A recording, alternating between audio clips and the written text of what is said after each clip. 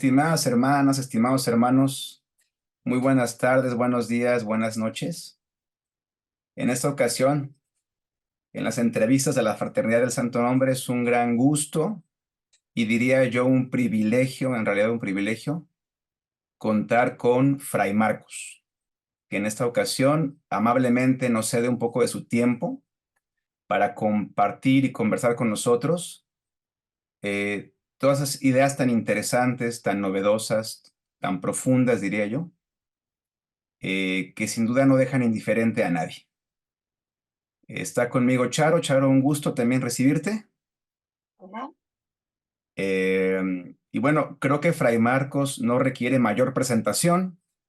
Es un personaje ampliamente conocido. Y pues sin más, Charo, ¿algo que quieras introducir? Vale.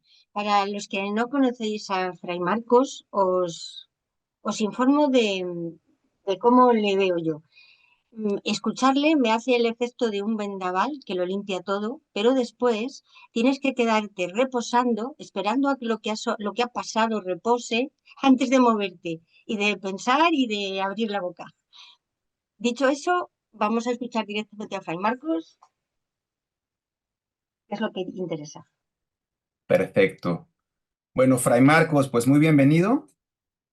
Y yo Gracias. quisiera, gracias a usted, y yo quisiera empezar, si nos puede dar un poco de contexto de cómo es esta distinción entre un Jesús plenamente humano y el Cristo plenamente divinizado. ¿Por qué ha comentado usted en diferentes momentos que parece ser un problema o un obstáculo estos extremos? Es un obstáculo en la religión católica. Vamos a ver, Jesús fue un judío por los cuatro costados, y un judío religioso, y un judío que aprendió de su religión. Lo que le pasó es que fue más allá de su religión en la comprensión de Dios, en la comprensión de Dios. A ver, esto tenemos que tenerlo muy claro. Dios no puede tener actos, no puede tener privilegios, no puede dar a un ser humano Jesús más de lo que me da a mí, porque no tiene nada que dar. Se da él mismo. Y como es indivisible, es una mónada, se da totalmente a todos. ¿Cuál es la diferencia entre Jesús y yo? No hay ningún peligro a confundirme a mí con Jesús. La diferencia está en la respuesta que él dio a ese descubrimiento. Y yo ni lo he descubierto totalmente, ni puedo dar la respuesta que él dio. Pero hay que tener muy claro que lo divino que hay en Jesús es exactamente igual lo divino que hay en mí. Pero es más, todo lo que de divino hay en Jesús está en su humanidad. Esta sí que es una frase de Vendaval. No puede haber nada en Jesús, ¿eh?, fuera de ese ámbito divino, que lo expresó después, pero en él estaba. Ahora bien, ¿qué pasó en la Iglesia Católica? En el cristianismo primitivo.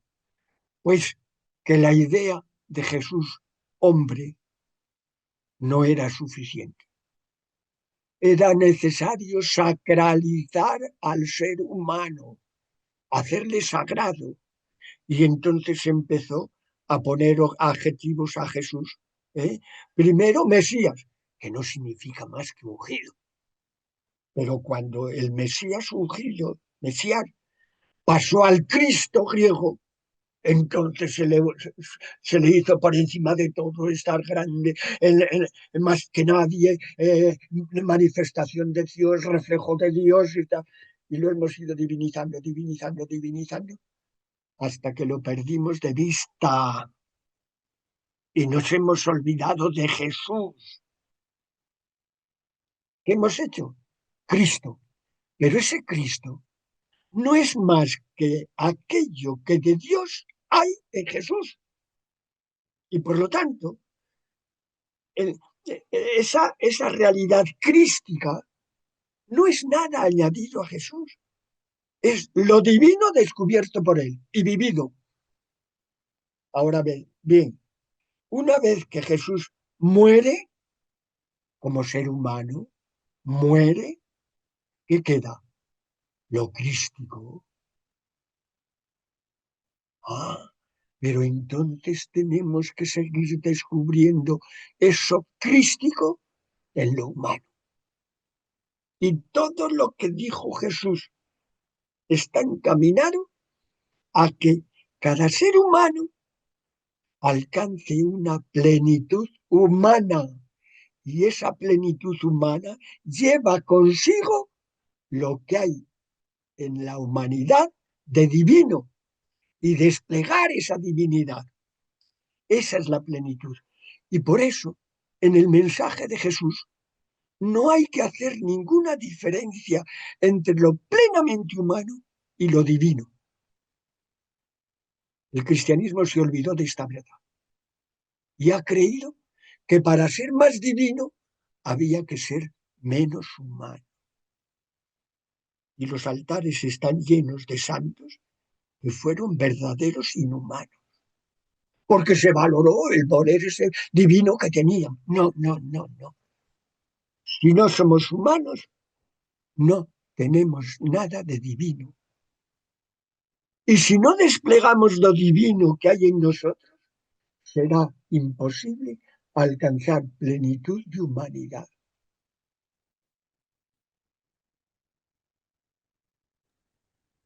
¿Alguna aclaración? No, un momento de respirar.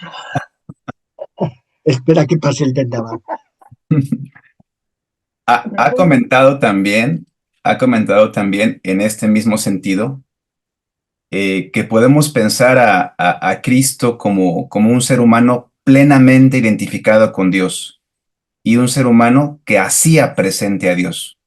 Entonces la pregunta es, ¿cómo es eso de hacer presente a Dios a través de nosotros, de cada uno? Vamos empalmamos con lo anterior. Cuando seas plenamente humano, estás haciendo presente a Dios. Vamos a ver. Dios tenemos que dejar de pensarlo como un señor fuera, con el yo que yo me puedo relacionar. Es la idea que nos dan todas las religiones, porque sin un Dios fuera, la religión no puede hacerte intermediaria y entonces no puede controlar, no puede dirigir a la gente. No, ese Dios fuera desaparece. ¿Y qué queda? El Dios que se identifica, pero no solo con los seres humanos, con cualquier realidad. Dios no es un ser al margen de la realidad material. Dios es lo esencial, la base, el fundamento, la raíz de todo ser. Pero el ser humano es el único de los que conocemos que tiene capacidad de tomar conciencia de esta realidad y vivirla. La flor está manifestando a Dios, igual que yo, pero no se da cuenta. No puede aprovecharlo para su ser, no puede desplegar su ser pensando en eso porque no puede pensar. El ser humano sí. Es más, si no descubre esa realidad y no la despliega en él, su humanidad queda cercenada. Porque esa posibilidad hay que desplegarla, hay que llevarla a efecto, hay que hacerla efectiva. Y entonces tenemos que el ser humano que descubre su verdadero ser, descubre lo divino. Y si una religión me ayuda a descubrir ese verdadero ser en mí, puedo aprovecharla. Si en vez de ayudarme a descubrir a Dios en mí, me ayuda a descubrirlo fuera y a respetarlo y a obedecerlo y a hacerle ritos y creer las verdades que Él nos dijo y cumplir sus normas, entonces la religión me está alejando de mi verdadero ser. Es falsa. Fijaros lo que acabo de decir, ¿eh? La religión tiene que ser un medio, no un fin, para llevarme a mi verdadero ser y poder desplegarlo. Entonces, la auténtica religión es la que me hace más humano. Si me fijo en verdades, si me fijo en normas morales, si me fijo en ritos, esta religión es verdadera, aquella es falsa, esta es mejor. Si quito todo eso, toda religión que me ayude a descubrir lo que soy es auténtica, me vale, me sirve, la utilizo.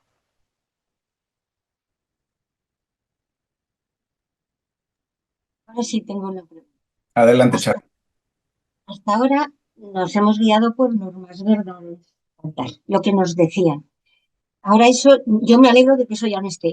Te vas. Ah, ahora eso, estoy de acuerdo que a mí nunca me ha servido. Pero entonces, ¿cuál es nuestra guía? ¿Por qué nos guiamos? Por tu interior. Por las intuiciones. Vamos a ver, vamos a ver. ¿Veis? Una vez que deshacemos esa guía de Dios fuera, Ajá, ahí ¿quién está. quién me ha dado las leyes? Las leyes naturales. Claro, ¿quién me ha dado las doctrinas? ¿Quién me ha exigido ritos? Los hombres. Ah, nosotros mismos. Hemos inventado unas verdades, unas normas morales y las hemos presentado como si vinieran de Dios. Esa es la trampa de toda la religión. No, no. Déjate de creer que viene de fuera la voluntad de Dios. En primer lugar, Dios no tiene voluntad. El, el, el, ese afán de hacer de Dios un ser humano, pero superior, el antropomorfismo no tiene sentido ninguno. Dios no tiene nada que ver con un ser humano, ni con ningún ser. Ahora, si yo hago de Dios un ser humano, con entendimiento, voluntad, y Dios, Él tiene voluntad y quiere que hagas esto y quieres que no hagas lo otro. Eso en Dios es imposible, porque no es un ser humano, no tiene facultades de la mente. Y entonces, la voluntad de Dios está en la esencia del ser. Vamos a ver, lo que yo soy es la voluntad de Dios. ¿Y qué espera Dios? Que lo despliegue. Así es simple. No hay una voluntad que venga de fuera. Dios no creó y después dijo, voy a poner unas leyes a esto que he creado. Eso es infantilismo, es mitología. Y entonces, ¿qué tenemos que hacer? Buscar dentro lo que hasta ahora creíamos que venía de fuera. Se trata de fiarnos de nuestra, ¿Qué sales? o sea, de fiarnos de nuestra intuición, por ejemplo. ¿Eh? De fiarnos de nuestras intuiciones, por ejemplo. Es la única manera. O de Ignacio de Loyola, es que olvidamos siempre lo mismo. Ignacio de Loyola decía que teníamos que tener atención a las mociones internas del espíritu. ¿Por ahí va? Sí, es una manera de hablar, pero el espíritu es el mismo Dios. Sí. Para descubrir cómo puedes desplegar tu humanidad, tienes que estar atento, muy atento, y bajar a lo hondo de tu ser. Pero claro, para bajar a lo hondo de tu ser, tienes que atravesar el desván de lo que creemos ser. Qué alta, qué guapa, qué simpática. Todo eso hay que pasar. Cuesta muchísimo. Bajas, bajas, bajas y descubres, sí, el ser, mi ser, está fundido con lo que es Dios en mí. Mi verdadero ser es lo que hay de Dios en mí. Y una vez que descubres eso, deja que se expanda. No pongas trabas. No hay que conseguir nada. No hay que trabajar por ser mejor, menos por ser perfecto. Y todavía peor, ser púrpuras perfecto que muchos desean. No. Vas a seguir fallando, pero a pesar de tus fallos, estás desplegando tu ser. Dos preguntas se me amontonan. Ese ser no se descubre pensando. ¿Cómo se descubre? O sea, No. observando por lo que... La racionalidad nos ha jugado una mala pasada. ¿Cómo se descubre? Y fíjate, los padres griegos que intentaron explicar el Evangelio desde la racionalidad griega en la que ellos estaban imbuidos, nos ha hecho polvo. Porque a Dios nunca se puede llegar por la razón. La razón estará siempre al servicio del falso yo. Y por lo tanto, a esa presencia de Dios en nosotros hay que ir por la intuición. Es decir, dejar que lo que soy aflore a mi mente sin pasar por la razón. En cuanto la paso por la razón la convierte en servicio del ego. Y has estropeado todo lo que intentaba, se ha quedado atrofiado. Entonces, no, la razón no. Última pregunta. Sigue. La razón hay que apartarla. La razón sirve para otras cosas. La razón sirve para vivir como vivimos hoy, saber manejar las cosas externas. Pero la razón no tiene ningún valor, es un mayor obstáculo para llegar a una espiritualidad de verdad. Y cuando la Iglesia se asoció con la racionalidad, con la norma, con el precepto, con la jurisdicción romana, nos ha apartado de la vivencia. Y eso es lo que está deteriorando completamente la espiritualidad de hoy. Sirvió en otro tiempo, pero hoy la gente no le sirve. ¿Por qué? Porque se da cuenta de que todo es un artificio y no afecta a su verdadero ser. Me estoy acordando al oírte de lo que dices de desmitificar la mística y demás. Hay una definición de contemplar que es pararse para ver. Eso a mí me hace pensar que la contemplación es una capacidad humana que necesitamos usar en nuestra vida cotidiana de tejas para abajo y a lo mejor tiene que ver, es por ahí, es con esa capacidad, con la observación, pararte para ver, no para pensar cómo se descubre el ser. Claro. Vamos a ver. Si estás volcada sobre fuera, si tu preocupación es lo que haces, si tu preocupación es tener éxito aquí, a manifestar aquello, aprender lo otro, estás poniendo en marcha tu racionalidad. ¿Eso es malo? No, pero todo eso no te sirve de nada para descubrir tu verdadero ser. Eso hay que apartarlo. Utilizarlo. Cuando vas a la compra tienes que utilizar la razón. Oye, me llevo esto porque me interesa, no me llevo esto porque no me interesa. Pero cuando te pones a meditar, es quedarse en blanco. Es como si dijéramos, quitar los obstáculos para que mi verdadero ser aflore. Es como una fuente que está anegada, tapada, y yo quito todo lo que está alrededor y empieza a fluir el agua. Espontáneamente. La gente se cree que tiene que llegar a la espiritualidad haciendo sacrificios. Una idea ancestral que nos han metido hasta el tuétano. Y eso no es el camino. El camino es natural, espontáneo, simple, sencillo. Nada más quitar lo que impide a ese borbotón salir a la superficie. Y nada más, nada más. ¿Tienes pregunta, Teo? Sí, en este mismo sentido, siguiendo con el tema general, cuando se ha hablado del monoteísmo, se reconoce en algún sentido que puede ser una idea que en su momento fue avanzada, fue útil, pero ha mencionado que en algún punto el monoteísmo a lo que llevó es como esta cosificación o a pensar en un Dios concreto. Y tiene usted una frase que me parece muy interesante que dice, hemos intentado domesticar el misterio para hacerlo asequible a la razón. Y la pregunta concreta es, ¿por qué hemos tendido a eso? ¿Qué hay de fondo? ¿Un miedo? ¿Un no querer asumir las cosas hacia adentro? ¿Qué podría haber ahí? Vamos a ver. ni el politeísmo, ni el monoteísmo, ni el ateísmo tienen entidad alguna, porque todo hace referencia a ese Dios de fuera.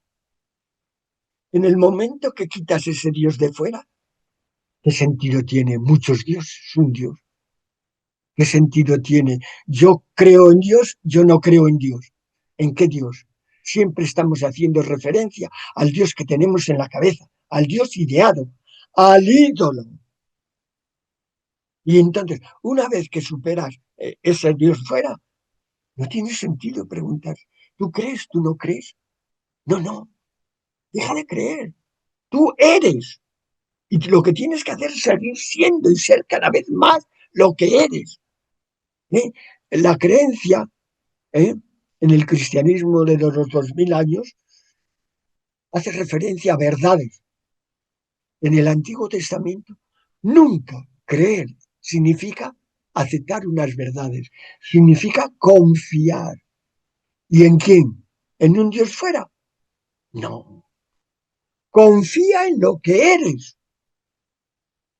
Tu verdadero ser es el motivo de total confianza, porque ahí nadie puede tergiversar ese ser que eres. Y confiando en lo que eres, empieza a salir la verdadera estabilidad, armonía, conciencia de unidad, absoluta quietud. Nada puede inquietarte. ¿Qué pasa esto? Pues qué bien. ¿Qué pasa lo contrario? Pues qué bien. No me afecta para nada. Y por eso, el secreto de la nueva espiritualidad está en ir más allá de toda idea de Dios. Y digo una frase que repito mucho de Eckhart. Pido a Dios que me libre de Dios. Ahora lo entenderéis. Pido al Dios verdadero, que es el fondo de mi ser y el ser del otro y el ser del otro, que me libre del Dios en el que estoy pensando siempre y que siempre es un ídolo. ¿Para qué? Que me libre de ese Dios para quedarme integrado en el verdadero, el que está en mí.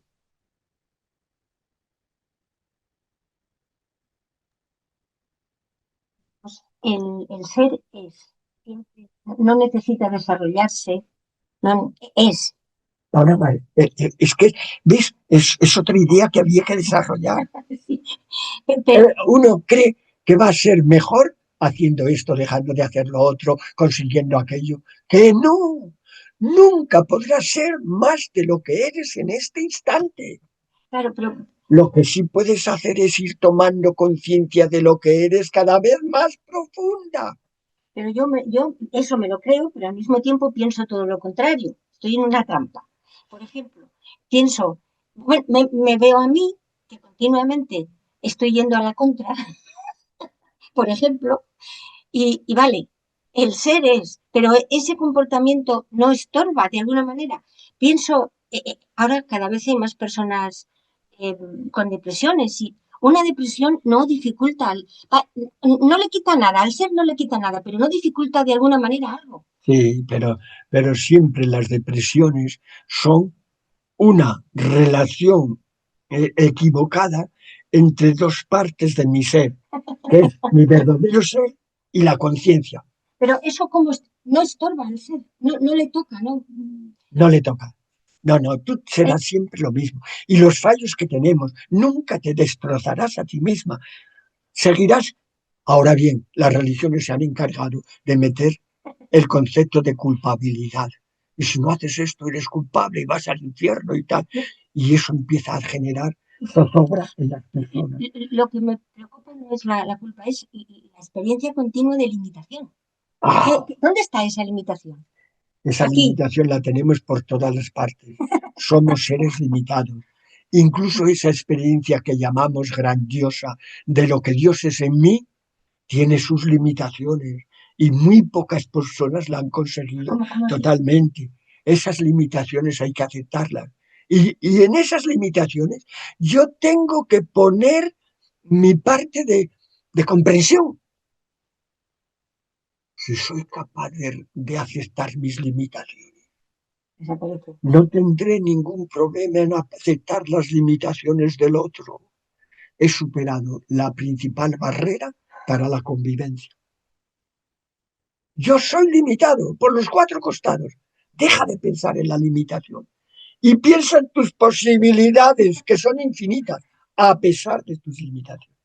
Cuando pedimos a Dios que nos quite nuestras limitaciones, estamos pidiéndoles que nos deshaga, porque un ser humano sin limitaciones no sería humano, sería un monstruo. ¿Qué sentido tiene entonces el ser humano? ¿Un ser ilimitado que necesita descubrir que no lo es?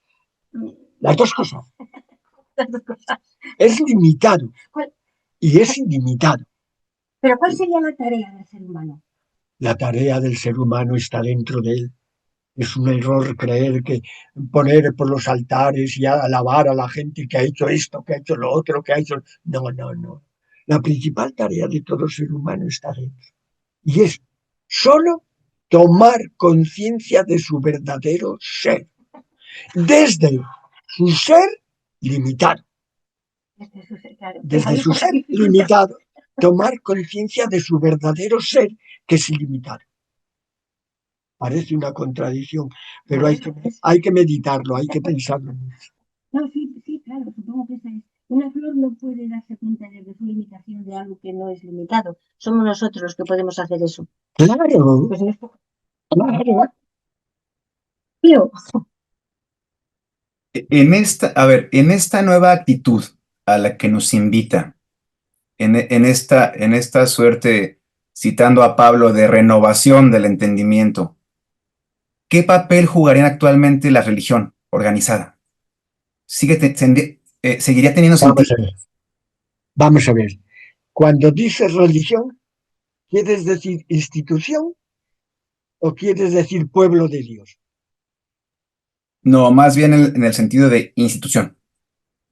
¿Institución o pueblo de Dios?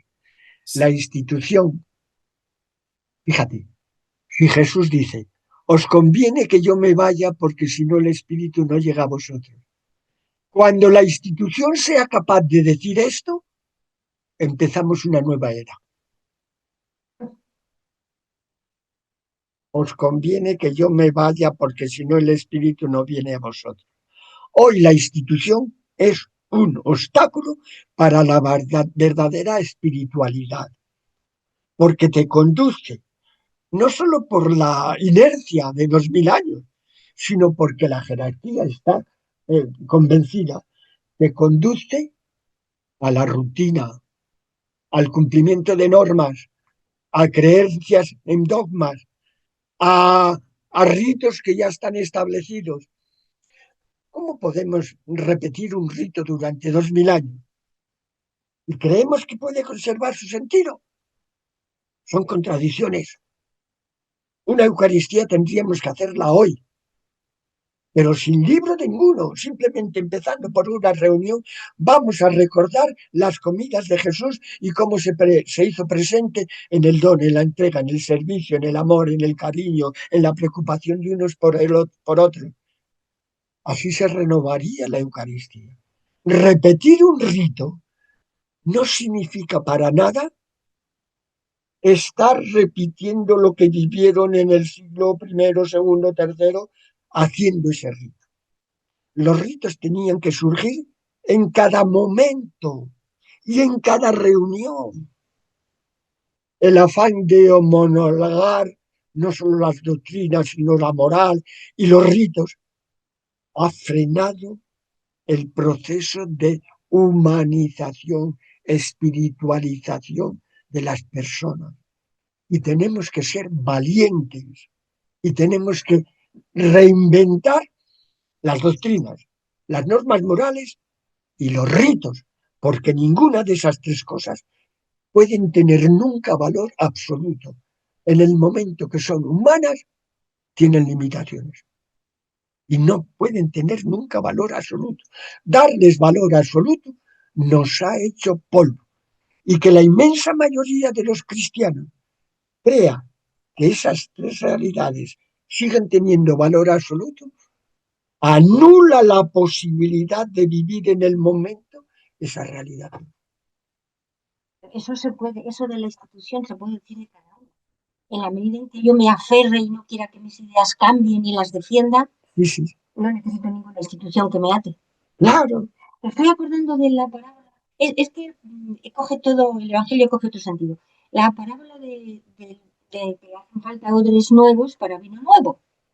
No podemos con el esquema de hace 2000 años, Pero pero tampoco es eso. pero la institución, que es muy lista racionalmente, ha descubierto la manera de solucionar el problema.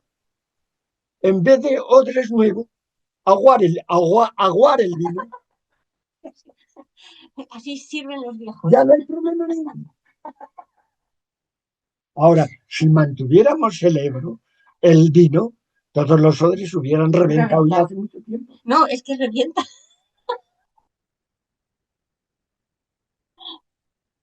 Lo revienta con mucha alegría.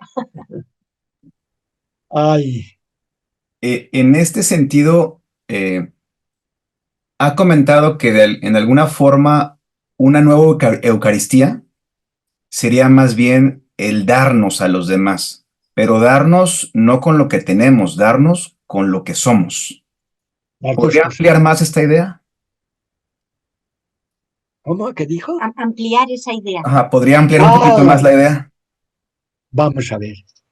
La Eucaristía, en primer lugar, no puede hacerse con 500 personas y 1500 personas. La Eucaristía tiene que volver a ser una reunión familiar donde todos se conozcan, donde todos aporten, donde todos puedan decir, estoy haciendo algo en común.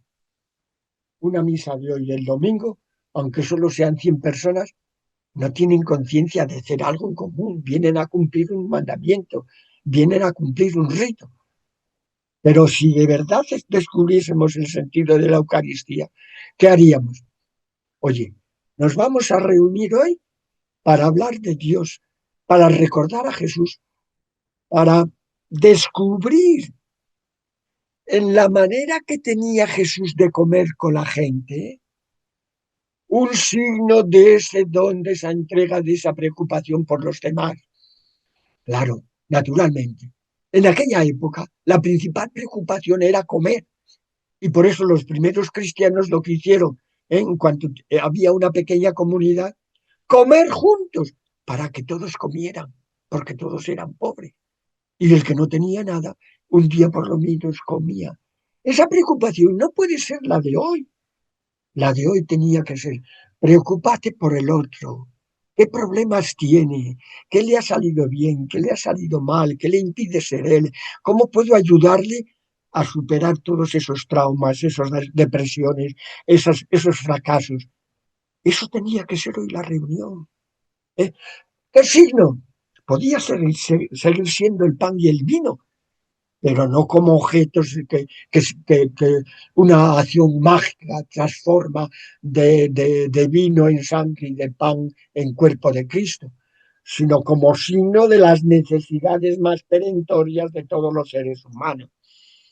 Y tenían que ser las reuniones intentando en ese pequeño grupo cómo se pueden ayudar unos a otros a superar las dificultades. Ya digo, hoy no son las del comer, normalmente habrá sitios donde sí es el comer, porque hay mucha gente que sigue muriendo de hambre, pero habrá otros sitios que es preocuparme de cómo va tu familia, de cómo afrontas este problema, cómo has superado una muerte de un ser querido. Esa tenía que ser la preocupación, ayudarse a superar esas realidades. Estamos a años luz. Que tenemos ideas muy fijas. ¿Mm? Que tenemos ideas muy fijas. Vamos a ver, las ideas más difíciles de cambiar son las religiosas. ¿Por qué? Porque te han metido en la cabeza que es palabra de Dios. Yo creo que hay otro motivo, que nos da mucha seguridad falsa. Claro. Y El ser humano siempre busca seguridades. Y esto de lo que yo estoy hablando, vivencia interior, no busca seguridades, busca la seguridad absoluta. La roca, construir en roca. Vamos a ver, todo el mundo quiere seguridades.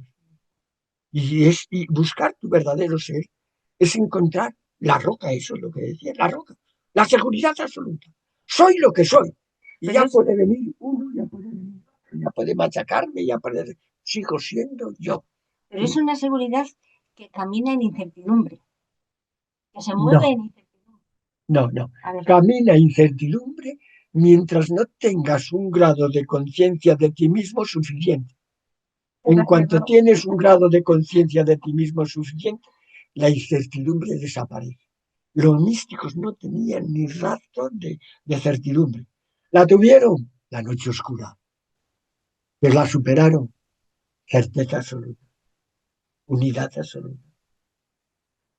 a veces cuando me enfado pienso que la fe no es creer lo que no ves, es creer lo contrario de lo que ves. Todavía te enfadas. ¿Con quién? ¿Con quién te enfadas? Como no existe. ¿Te enfadas con Dios? Con la iglesia, sobre todo con la iglesia. No vale la pena. No, Marco, es lo que estás diciendo, ¿no? Creer es creer, en la fe es confiar en lo contrario de lo que ves. En lo que eres. Y en lo que Dios es en ti. que es lo contrario de lo que vemos.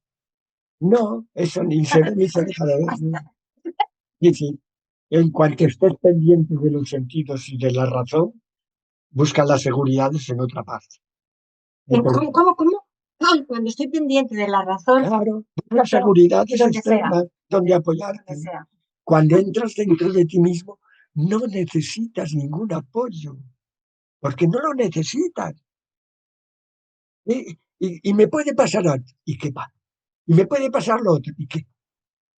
No hay necesidad ninguna de seguridades. Por eso, las iglesias, las instituciones que son muy listas, lo que han dado es seguridad. Recuerda, si haces los primeros viernes, te salvarás segura. Si haces lo otro, vamos, que vas al cielo directa. Si haces aquello, vas a morir confesada, porque Dios se preocupará de que te confiesen antes de morir. Seguridades. Las instituciones solo pueden engancharte ofreciéndote seguridades. Pero el problema no son las instituciones, el problema es que te han convencido de que necesitas esa seguridad. Y en la medida que las necesites, estás cogido. Se me ocurre pedirte un texto del Evangelio que sea importante, que tú veas que tiene importancia, pero que lo estamos entendiendo mal. Vamos a ver. Todo el Evangelio lo estamos entendiendo mal. Porque no tenemos en cuenta que los evangelios son recuerdos de lo que hizo y dijo Jesús. Recuerdos. No son lo que hizo y lo que dijo Jesús, sino recuerdos, interpretaciones. Y al ser interpretaciones, puede valer para el que la hace, pero puede no valerme para mí. Entonces, hemos entendido mal el Evangelio desde la primera palabra hasta la última. Entonces, eso, nos fiamos de cada uno de sí, de la subjetividad, que no me parece mal, pero no. Cuando decimos subjetividad, estamos diciendo que no se puede interpretar la escritura más que por los hechos oficiales. Tú todavía estudiaste el Astete, el catecismo Astete, y decía, cuando le hacían una pregunta difícil al alumno, eso no me lo preguntes a mí que soy ignorante. Doctores tiene la iglesia que lo sabrán responder. Pero el Astete decía una pregunta que no la he olvidado, todavía la recuerdo. ¿Qué es la voz de la conciencia? La voz de la conciencia es la voz de Dios puesta en el interior de cada ser humano para que lo guíe. ¿Y qué hacemos para que nos guíe? Tenemos que formarla. Y ahí ya nos hemos quedado atascados. La conciencia es un invento de las instituciones para tenerte cogido. La conciencia es una parte de ti que reniega de otra parte de ti. No, yo me fío absolutamente de lo que Vamos entiendo. a ver. La conciencia, desde el punto de vista, te acusa. ¿Has hecho esto mal? No, yo por conciencia no entiendo eso. ¿Qué entiendes? No sé decir, pero yo la trampa la veo en que no nos podemos atrever a fiarnos de nuestra conciencia porque antes la tenemos que formar y no sabemos. Ahí está la trampa. Ya nos ponemos en manos de otra persona. Pero claro, tú dices, antes nos tenemos que No, formar. lo dicen las TT. Pero, el problema está en que llevan 2000 años deformándonos. Y entonces lo que teníamos que hacer es dejar de estar deformados. Claro. Descubrir, volvemos a lo mismo, descubrir lo que somos sin interferencia. Descubrir que entre Dios y yo no puede haber un intermediario. Nadie puede decirme lo que Dios espera de mí porque está en mí. No está en otra parte y alguien me lo transmite. Entonces, la conciencia tiene que desaparecer como una acusación o como como si dijéramos, una realidad que me está dando golpes constantemente, y has fallado, ya. No. La conciencia tenía que ser esa capacidad de descubrir lo que eres. Eso es la conciencia. Y lo que eres es lo que eres. Ni más ni menos. Y yo me fío de una intuición que entiendo que por ahí va la conciencia, cuando hace lo que... O sea, hay un texto en el Evangelio que dice, por sus frutos los conoceréis. Cuando esa conciencia me descansa, me da paz, me señala un camino, de alguna manera me hace bien y además hace bien a otros, no hay duda. Vamos a ver. ¿Ves? Tú estás diciendo, la conciencia me dice que he fallado. No, la conciencia me señala un camino que me hace mejor que el que... Vamos a ver. Tú, lo que eres, quieraslo o no, lo intentes o no, lo consciente o inconsciente, lo manifestarás. Los escolásticos decían, el obrar sigue al ser. En la medida que descubras a Dios en ti y te vayas identificando con esa realidad, tu actuación será auténtica, será verdad. Dejarás de fallar en algunas cosas. Fallarás siempre, pero fallarás cada vez menos. El que falles no te tenía que preocupar lo más mínimo. Lo decíamos antes. Si me hace Dios un ser que no falla, no es un ser humano. Lo digo bajito, cada vez me preocupa menos. Eso. Pero por la vía interior, no porque soy capaz de cumplir este mandamiento mejor. No estoy hablando de mandamiento. Sino porque dejo salir espontáneamente lo que soy, que se manifiesta. Claro, pero necesito un criterio para fiarme de eso que se manifiesta. Pues por su fruto. Vamos a ver. Eso que acabas de decir es el origen de todas las normas, de todos los preceptos, de todos los mandamientos, de todas las leyes. Pero tienes que tener en cuenta, cuando vas a un puerto de montaña, y ya donde nieva mucho, en los lados de la carretera hay unos palos, para que cuando esté cubierto de nieve sepas por dónde está la carretera. Pero tú no vas pegándote contra los palos. Tú te dicen, más allá de ahí, has fallado. Tú vete por aquí. Esas son las normas, los preceptos. En pueblos primitivos y en la inmensa mayoría de la gente necesitan esos pilones que les marquen el límite. Me rindo. El límite. Pero tú no vas pegándote contra el límite. Te dicen el límite, no voy a llegar ahí. Te dicen el límite, no voy a llegar ahí. Y por eso, cuando nos fiamos solo por las normas, por los preceptos, por los mandamientos, estamos dándonos constantemente contra el límite. Y no son más que señales de que más allá de ahí te has ido al barranco. Pero tú tienes que ir por el camino, por la carretera, que viene de dentro. No está en las señales. Las señales son necesarias en un proceso de la vida y para la inmensa mayoría de la gente. Pero llega un momento, tú vete a decirle a Jesús que cumpla la ley. Dijo que no iba a cambiar ni una coma. Ah, ¿y tú crees que no la cambió? Yo qué sé. Ah, yo sí lo sé, ¿eh? Pero en muchísimas cosas, en todas aquellas cosas que cumplir la ley hacía daño al ser humano. Antes que la ley está el ser humano. Y el valor absoluto no es la ley, ni el templo, ni Dios para Jesús. El valor supremo es el ser humano. Y todo lo que ayude a ser más humano es bueno. Y todo lo que te impida o te aleje de ser más humano es malo. En este intento que mucha gente puede creer valioso de trascender o ir más allá de la religión dogmática, eh, ritos, etcétera, aún así hay textos sagrados, ¿no? Y usted ha comentado cómo abordar un texto sagrado. Ha mencionado ¿Cómo? cómo abordar un texto sagrado. Ha mencionado que no Ah, tanto como un dogma, sino como fruto de una experiencia personalísima que alguien plasma y que nos puede servir de guía. ese es otro aspecto en el que hay que dar una vuelta de calcetín en nuestra religión. Cuando decimos palabra de Dios, ¿cómo? Es que Dios tiene palabras. Es que las ha pronunciado alguna vez. Es que se las ha dicho alguien al oído. Hay que cambiar el concepto de escritura, de Biblia.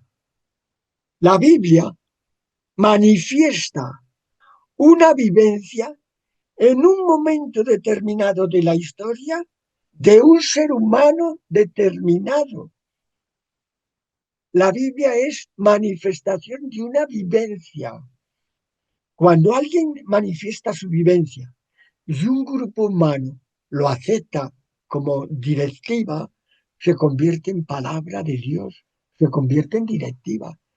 Pero la palabra de Dios no está en lo escrito, está en el que vivió lo que escribió. Y está de nuevo si al leer eso que el que vivió escribió provoca en mí una nueva experiencia. En mí vuelve a estar la palabra de Dios. Yo pongo un ejemplo muy clarito. Vas a un museo de arqueología y ves animales allí disecados y ves fósiles y tal. Allí hay vida, para nada, ni pizca de vida. Ah, pero te ha dicho, hace 300.000 años había vida, un trilobitis. Hace 200.000 años había vida, un dinosaurio. Nos están recordando que hubo vida y nada más. La Biblia nos recuerda que hubo vida y que tú puedas hacerla revivir en ti. ¿Ves la diferencia? En la Biblia no es una serie de arqueología, es vivencias escritas que pueden provocar una vivencia incluso más profunda de aquella del que lo escribió. Y entonces cambia totalmente. Y yo cuando veo en las misas pontificales coger el Evangelio, palabra de Dios, se me cae el alma a los pies. Allí no está la palabra de Dios. La palabra de Dios es vida, que pudo estar en el origen y está en mí si escucho de verdad esa palabra, pero no en la Biblia. La Biblia sí es un museo de arqueología, pero yo tengo que hacer la Biblia. No sé si está contestado lo que me preguntas. Sí, Tiene que cambiar radicalmente nuestra manera de entender la palabra de Dios. Y la palabra de Dios está en la vida, en la Biblia. Y la palabra de Dios está en los upanishades, en todas las religiones hay palabra de Dios. Y está en muchos escritos de ahora contemporáneos que nos siguen diciendo que hay vida y que puedes recuperar tu capacidad de vivir lo que otro vivió. Lo que otro vivió tiene que servirte de ejemplo. Y tenemos a ¿qué hizo Jesús? Vivir. Intentó que los demás vivieran. no lo consiguió, pero vivió. Y recordando a Jesús, nos está diciendo, puedes vivir. Si vivimos, estamos respondiendo a lo que quiso Jesús. Ha comentado también que Jesús no salva desde fuera, no salva con Claro. milagros, que Jesús Ah, no salva desde fuera, desde- ni con milagros, ni siquiera con la muerte en la cruz. Ha comentado uf, que Jesús salva poniendo el ejemplo. uf, esto tendríamos para otra conferencia de 3 horas. Vamos a ver. Ninguna salvación auténtica puede venir de fuera, ni siquiera de Jesús. Vamos a ver. El tema de los milagros, yo creo que por la mayoría está superado. ¿Qué sentido tiene que Dios vaya en contra de las leyes de la naturaleza? No tiene sentido ninguno. Ninguno. Los milagros, tal como nos narran los evangelios, son mitología pura. Pero es que ningún cristiano tenía que caer en la trampa de esperar, pretender o intentar un milagro para él. ¿De qué? Lo que a mí me determina no es lo que pasa fuera de mí. Pase lo que pase, es siempre lo mejor que podía pasar para mí. El problema está en que yo lo afronte debidamente. ¿Y cuántas veces tenemos en la historia? Una enfermedad mortal ha sido el mayor beneficio para un ser humano, que le obliga o le facilita o le ayuda a descubrirse a sí mismo. Entonces, cambiar la realidad no se le ocurre ni a Dios. Y si se nos ocurre, es porque estamos en nuestro falso yo, que está apoyado en lo externo, en lo que me rodea, en las circunstancias. Que cambie esto. Esta, esto necesitaría horas de explicación, porque es el mayor error que hoy sostiene la sociedad entera, el mundo entero. El 99,999999% de la gente está esperando que cambie la realidad para ser feliz. Si no tengo dinero, que lo tenga. Si tengo esta enfermedad, que me la quiten. Si no tengo aquello, que me lo den. Es imposible, desde esa actitud, encontrar la paz interior. No, deja la realidad como está. Cambia tú. Y esto nos llevaría al tema de la oración, que sería pedir a Dios que cambie algo. Porque eso no me gusta, porque aquello lo necesito. No tiene ni pies ni cabeza, ¿veis? Sale siempre a relucir el Dios de fuera, el Dios todopoderoso, el Dios que puede hacer y no hace, el Dios que tengo que sacrificarme para que lo haga. No tiene ni pies ni cabeza. No, no. La oración no es más que un intento de decir que soy limitado y aceptarlo. Si espero que Dios cambie cuando rezo, voy de culo y cuesta arriba. Si rezo y descubro que el que tiene que cambiar soy yo, amigo, bendita oración.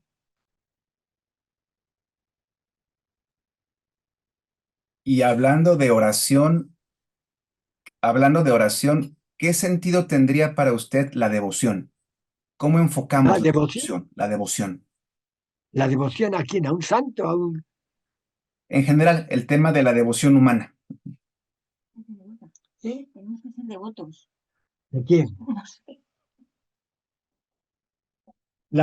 La devoción es una concesión a los sentidos, a lo sensible. ¿Eh? El sagrado corazón de Jesús, la sangre de Jesús. Pero ese cesamiento a lo sensible en religión se convierte en sensiblería. Y la religión es algo mucho más profundo que una sensiblería. ¿Eh? Vamos a ver, adoración al Sagrado Corazón de Jesús. El corazón de Jesús no tiene por qué ser sagrado. El corazón sabemos que es una válvula y que se puede suprimir o suplentar por un aparato. En un momento tuvo como símbolo los sentimientos. Muy bien. Pero los sentimientos no están en el corazón. Y entonces, esas devociones a los santos o a tal, o a esta virgen o a aquella virgen o a este Cristo o al otro Cristo, es una necesidad de nuestra sensibilidad humana. No está arraigado en nuestro verdadero ser, sino en los sentimientos. Es decir, haciendo esto me siento a gusto. Haciendo esto tengo una emoción, pero la verdadera espiritualidad no se puede basar ni en emociones ni en sentimientos. Es algo infinitamente más profundo. Toca al ser radical que somos y por lo tanto hay que ir más allá de todos estos sentimientos. Es muy difícil luchar contra esto, pero la gente tiene que oír alguna vez que hay que superarlo. Si no le decimos que hay que superarlo, no lo superará nunca. Y por eso las devociones libre medios. Estoy pensando en María de Nazaret. Aflora Jesús, por lo menos. María, te dejó aflorar la divinidad, por lo menos tanto como Jesús, ¿no? Vamos a ver. Y con una tranquilidad. Por eso dicen, Cuando hablo de María, empiezo por distinguir la tía María y María, María de Nazaret. claro, la tía María. Y María, sobre la que hemos cargado. No me interesa. ¿No? La tía María era una persona sencilla, humilde, normal. Nadie vio en ella nada extraordinario, ni lo necesitaba para nada. En aquella época las mujeres no contaban, pero en el sentido estricto de la palabra. Los evangelios, 5.000 hombres, sin contar mujeres y niños. Entonces, María fue una persona normal, concretamente normal, que se dedicó a su hijo con alma y cuerpo y puso todo su ser al servicio de sus hijos, no de su hijo, sino de sus hijos, porque está clarísimo que Jesús fue el mayor, pero que tuvo más. Vamos, eso no hay duda. Hoy ningún exégeta serio duda de que Jesús tuvo hermanos. Ninguno. Lo dice expresamente la Biblia. Y no quita para nada lo que fue Jesús. El creer que por nacer de madre virgen Jesús fue lo que fue, es otra distorsión total. Y además es un añadido a ese sentimiento que tenemos de que Jesús fue único y que yo no puedo imitarle. Si yo no puedo imitar a Jesús, ¿de qué me sirve Jesús? Eso digo yo. Ahora, como puedo imitar a Jesús, puedo imitar a María. ¿Por qué? Porque María, siendo sencilla, haciendo lo que tenía que hacer, limpiando el culo a Jesús y lavando los pañales y haciendo la comida para toda la familia, desplegó su humanidad. ¿Hasta qué punto? ¿Cómo lo vamos a saber?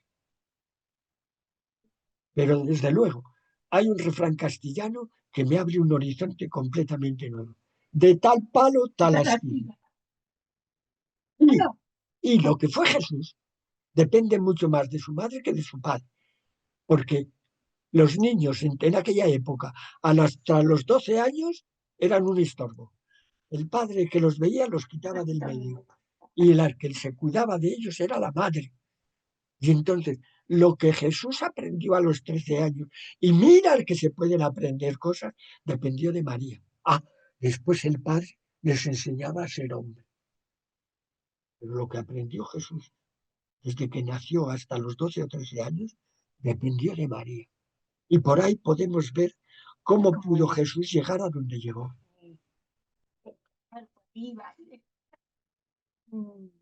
Yo valoro de María dos cosas que dice el Evangelio.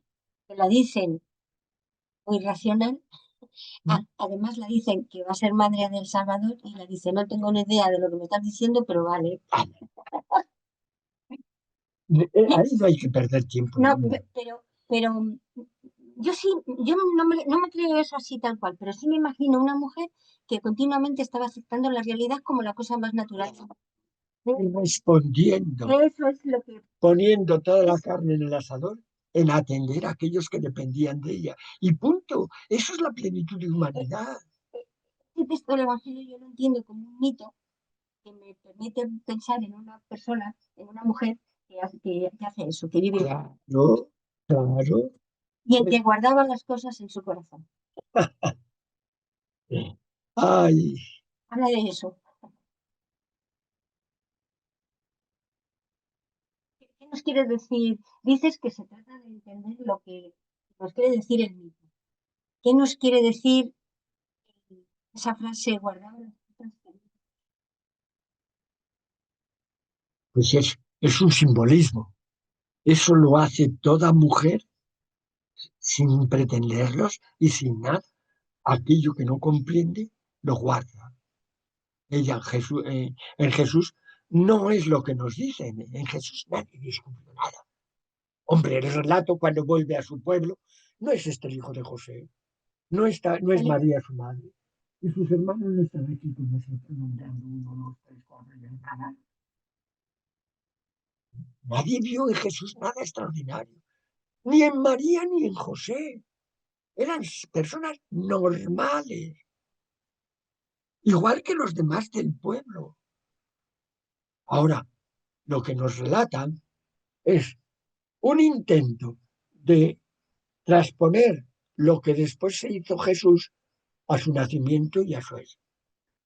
Después que se empezó a divinizar a Jesús, dije, pero esto tuvo que tener también consecuencias en su nacimiento. Pero eso no es extraño.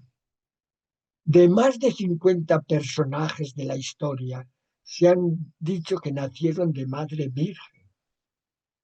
Fueron famosos. Y después de haber constatado que habían hecho grandísimas obras, se dice, pero su nacimiento ya no fue normal. Para explicar lo que hicieron. Nacieron de la madre virgen.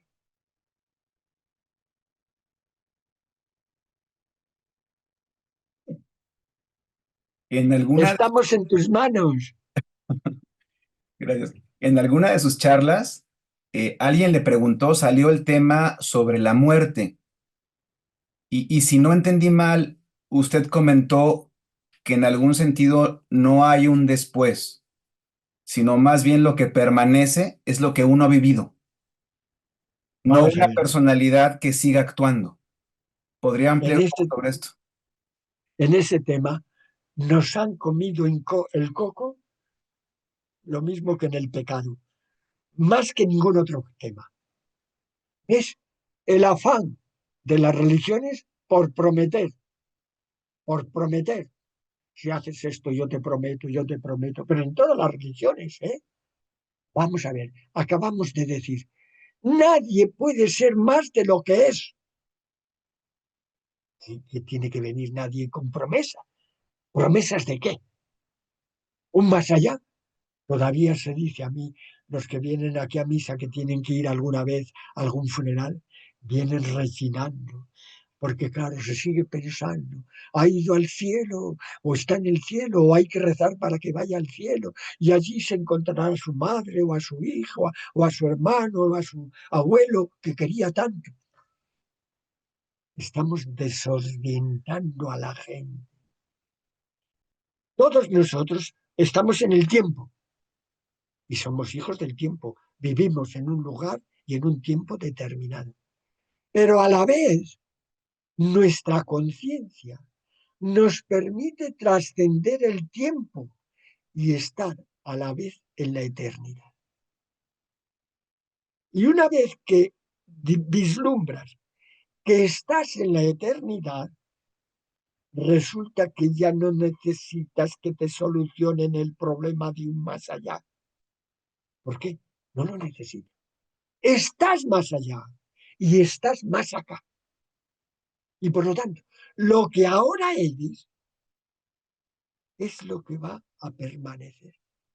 No vas a permanecer tú. Una de las trampas mayores que se hace a la gente es decir que van a mantener su conciencia, como la entendemos ahora, conciencia individual. Yo, Marco Rodríguez Robles, que he tenido una trayectoria y tengo unos pensamientos y tengo unos proyectos y tengo unas... Pero vamos a ver, fijaros, basta que se rompa en el cerebro un capilar más delgado que un hilo un pelo de la cabeza para que pierdas la conciencia. Y seguimos empeñados en la conciencia. Va a permanecer cuando el cerebro se pudra. ¿No veis que no tiene sentido ninguno? Tú vive lo que eres ahora. Y lo que eres ahora está ya viviendo en la eternidad. Cuando mueras, desaparece lo terreno, lo caduco, lo transitorio, tu conciencia, tu individualidad. Pero lo que has vivido, que está ya en la eternidad, permanece en la eternidad. No hay más cáscaras. Y por eso esta idea tenía que eliminar todo miedo de futuro. Tú estás ya en tu futuro. No es algo que no puedes conocer, que qué será, que no será. Moriré confesado, moriré en pecado, iré al infierno, iré al cielo. Todos esos son engañiflas. Tú vives el futuro. Tú vives todo tu ser de una vez. Y hoy mismo aquí estás ya en la eternidad. Y estás integrado en Dios porque Dios está integrado en ti. Y esa relación con la deidad absoluta no se puede romper. No se puede romper. Lo que es ahora será para toda la eternidad. Queremos explicarlo racionalmente y caemos en el ridículo más espantoso. Ese darse cuenta es la salvación. La salvación. Vamos a ver. Acabamos de decir que tú en este instante lo eres todo. ¿Para qué necesitas una salvación? ¿De qué necesitas salvarte? Lo que necesitas es descubrir lo que eres. Ah, que me salven de mis limitaciones. Tres limitaciones fundamentales: el pecado, el dolor y la muerte. Pues va a ser que no. Nadie te va a librar del fallo, del pecado, de la muerte. Nadie te va a librar porque somos limitados. Volvemos a recordar lo que dijimos antes. Con esas limitaciones, yo tengo que ser plenamente feliz y tengo que descubrir mi auténtica realidad y estar en paz, en armonía absoluta. No necesito que nadie me salve. Fíjate, hace 6.000 años que se inventaron las primeras religiones, se inventó el concepto de Dios. ¿Para qué? El primer objetivo de inventar un Dios todopoderoso es que fuera capaz de castigar aquellas faltas que los hombres no eran capaces de castigar. Se inventó un Dios para que castigara. Ah, pero para que castigara a quién? El pecado. Y una vez que se descubrió el pecado, se descubrió también la manera de salir de ese pecado. Ah, ¿cómo? Haciendo sacrificio, poniendo a nuestro favor a los dioses que se habían puesto en contra nuestra. Llegamos al cristianismo y el no va más. Un hijo de Dios muere para poner de nuestra parte a Dios el que se había puesto en contra. ¿No veis que es mitología? Que no tiene ni pies ni cabeza. Yo no puedo imponerme nunca en contra de Dios, ni Dios se va a poner nunca en contra mía. ¿De qué tengo que ser salvado? ¿De mis pecados? ¿De mis limitaciones? Si no tuviera limitaciones no era un ser humano. Luego no podemos pedir una salvación que me anule como ser humano. Yo tengo que seguir con mis limitaciones y aceptando mis carencias y aceptando mis fallos. Y volvemos aquí ahora, entramos en la pena, en la perspectiva de la confesión. Que me liberen de mis pecados.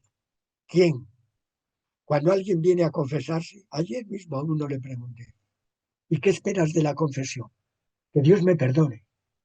Yo le pregunto, ¿y Dios puede no perdonarte? Y que no, ya no se atrevo a decir. Porque si Dios no puede no perdonarte, ¿qué significa que me perdona? Porque si yo digo que me perdona, estoy diciendo que puede no perdonar. Y eso es ridiculizar a Dios hasta tal punto que yo no sé cómo se puede mantener esto. Dios es don absoluto y total, y para todos, y siempre. El fallo está en mí. Tomar conciencia del fallo y salir de esa situación no depende de Dios, depende de mí. Y soy yo el que tengo que poner toda la carne en el asador. Y de la otra manera estamos haciéndonos trampas en el solitario. Voy a confesarme. Dios me perdonó. Yo no cambio nada. Y sigo fallando. Y vuelvo a confesarme. Y Dios me vuelve a perdonar. Y vuelvo a seguir fallando. Pero ¿no veis que eso es una zorrada, un absurdo? Si yo descubro que he fallado, ya he dado un paso de gigante. Sal de esa actitud.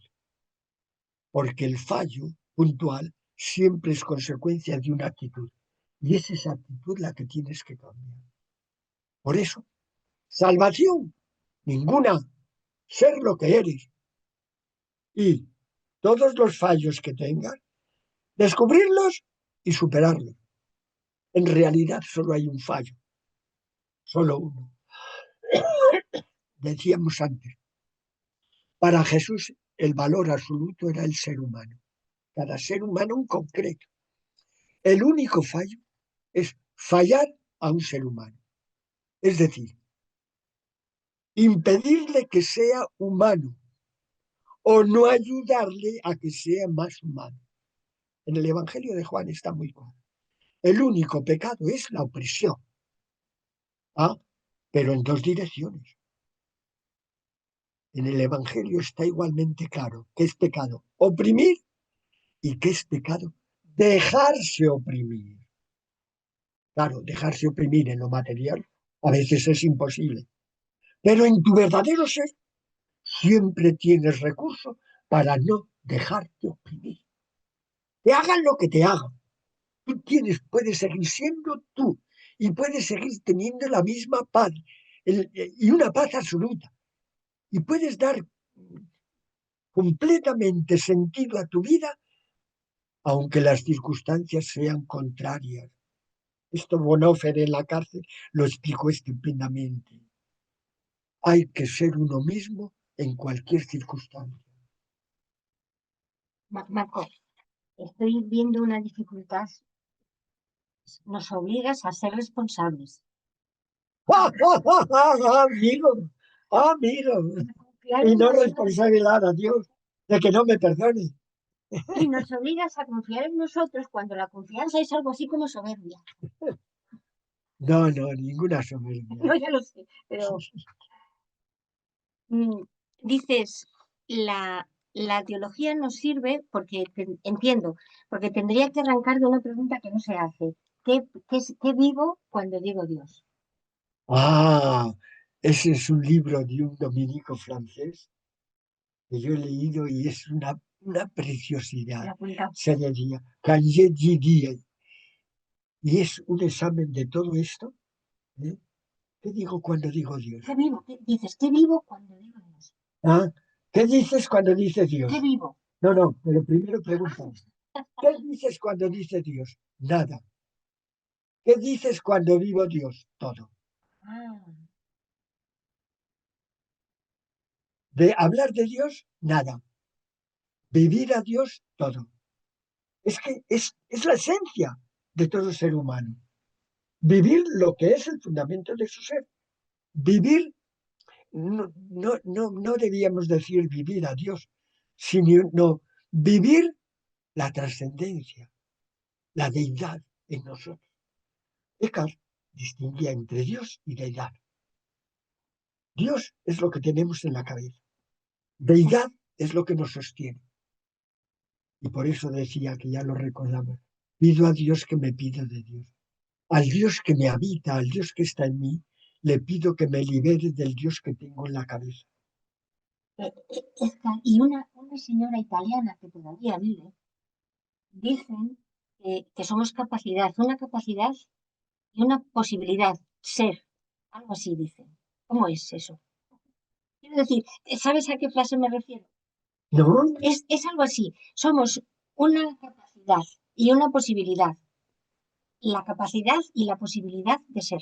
no, yo diría, somos y tenemos la capacidad de descubrirlo, de tomar conciencia, de hacerlo nuestro, de vivirlo. Pero no tenemos capacidad de ser, somos. Vale, Ahora yo somos. puedo tomar conciencia, puedo vivir esa realidad. Y eso es lo que me hace humano. Entonces, darnos cuenta de eso, descubrir eso Sí, sería la es lo salvación. que te hace humano. Nada más. Sería la salvación, esa es la salvación que... Esa es la salvación. Y La cuando, salvación está en ti, no está en un ser extraño. y cuando- Menos que muera por ti. eso. Y qué cargo de conciencia. Y cuando el Evangelio dice, he venido a traeros vida en abundancia, se está refiriendo a darnos cuenta, a que nos demos cuenta de esto. Para que tengan vida. Pero cuando dice vida con mayúscula. Un gran problema que tenemos nosotros es con las palabras, que traducimos y se desenfoca totalmente. El Evangelio cuando dice vida con mayúscula, se refiere a la vida trascendente, a la vida que es Dios en nosotros. La vida que es Dios en nosotros. Y la descubrimos es en abundancia. Esa es la vida con mayúscula. La vida biológica no tiene importancia ninguna. Se desarrolla normalmente, pero no tiene ninguna importancia. Esto se Llevamos, alarga demasiado, ¿no? cuando nos digas, Ah, no, no. ¿estás viendo la hora, Teo? ¿No estás cansado? No, yo cuando hablo de la vivencia no me canso. Si tuviera que dar una conferencia racional, me cansaría. A ver, Y hablando de vamos la a continuar. vivencia, hablando de la vivencia, eh, alguna vez comentó, bueno, formación religiosa, pero un momento fue a Bellas Artes y se formó como escultor. Y ahí Así, conoció a gente más joven que usted. ¿Eso por qué significó tanto? vamos a ver. Significó que yo, después de haber hecho toda la carrera y de estar 2 años enseñando en un colegio, me fui a hacer Bellas Artes. Y yo con 27, 28 años empecé a convivir con los jóvenes de 18, 19. Ese contacto con los jóvenes de 18 y 19 años me hizo ver que todo lo que aprendí en teología no me servía para conectar con ellos. Era el tiempo, a lo mejor tú te acuerdas, sí, de cuando los guardias civiles en caballos arrestaban por la universidad, en ese tiempo. Y el contacto con los jóvenes me hizo ponerme en marcha y descubrir algo más profundo de la teoría que me habían enseñado en Salamanca. Y fue el principio de mi proceso. ¿Eh? Tomar conciencia de que yo, con lo que había aprendido, no podía relacionarme con aquellos jóvenes.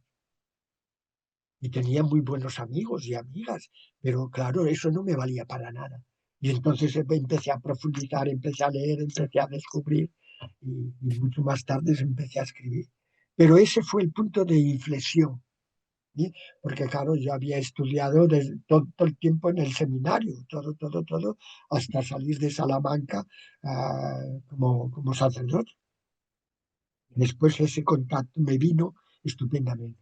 Y terminé abandonando la escultura más que la escultura, yo lo que hubiera sido famoso hubiera sido por la restauración.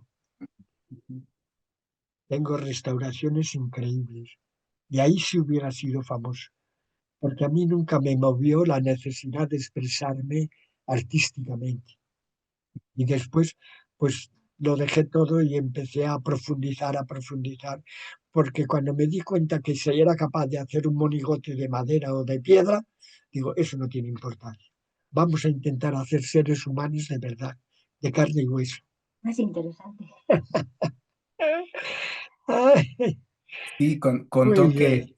contó que dejó la escultura o que la relegó un poco para profundizar dentro de usted y para tener Sí, sí, sí, algo que decir.